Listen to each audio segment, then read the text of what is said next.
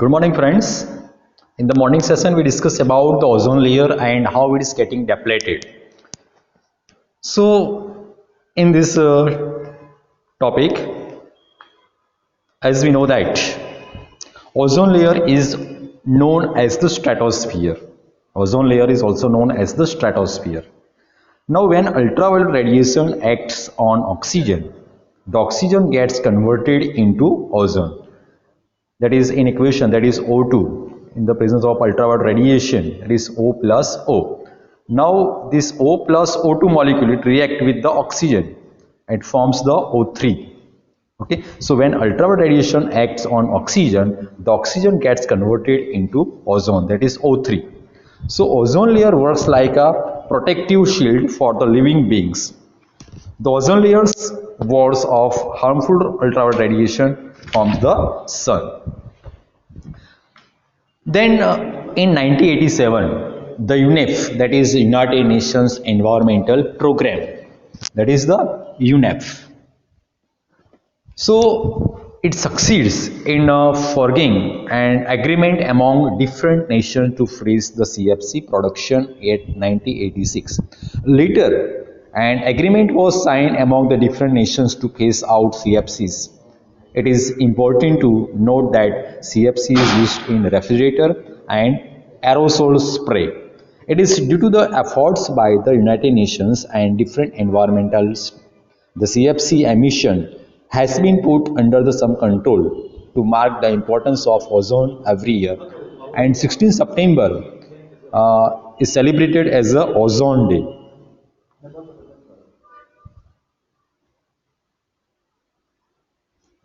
So here the amount of ozone in the atmosphere began to drop sharply in the 1980s, and to decrease has been linked to synthetic chemicals like the chlorofluorocarbon, that is CFC, and which are used as the refrigerator and fire extinguisher.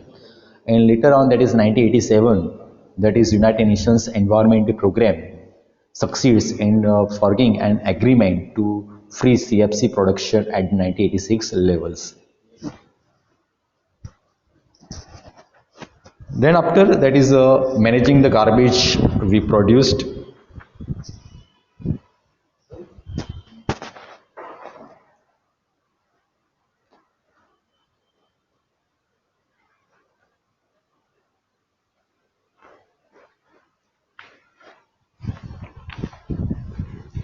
That is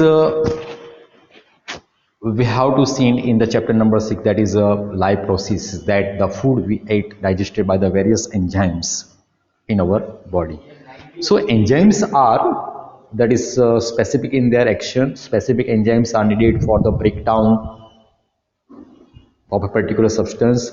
Plastic will not be broken down by the action of the bacteria, and these materials will be acted upon by the physical process like the heat as well as the pressure.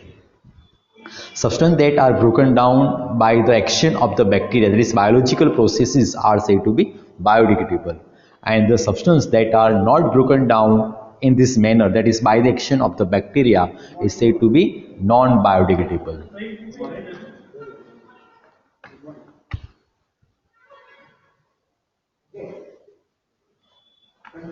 Then in text question, that is why are some substances biodegradable and some non-biodegradable substance. So here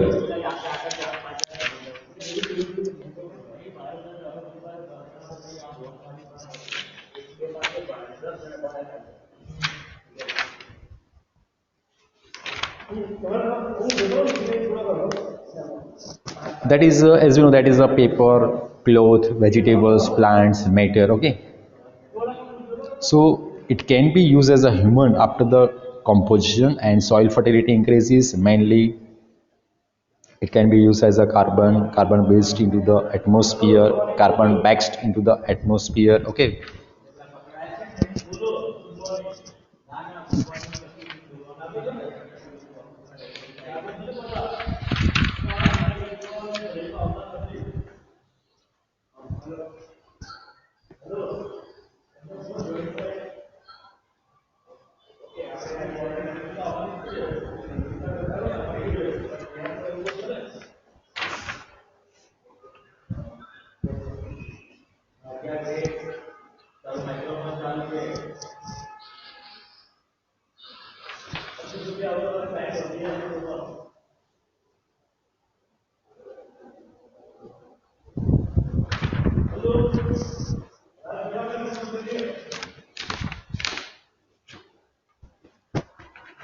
That is a in garbage we produce, that is a continue, that is a here how to produce the garbage and how we replaced garbage what we have to produce, that is a so the activities of the man had adverse effect on all forms of the living organisms in the biosphere, and unlimited exploitation of nature by the man disturbed the delicate ecological balance between the living and non-living components of the biosphere. The unfavorable conditions created by man himself threatened the survival not only of the himself but also of the entire living organisms on the mother earth. So here, which is creating environmental awareness among the school students and spreading the same in the society, and also working hard for preventing environmental degradation of the surrounding. So two reasons for the conservation of the environment, for that to save the air, to save the water, to save the soil from the pollution, to maintain the ecological balance in the nature. And then you have to use the green dustbins are used for the biodegradable waste, and blue dustbins for the non-biodegradable waste, for the proper disposal for the waste without wasting time and energy, and segregating the biodegradable and non-biodegradable waste.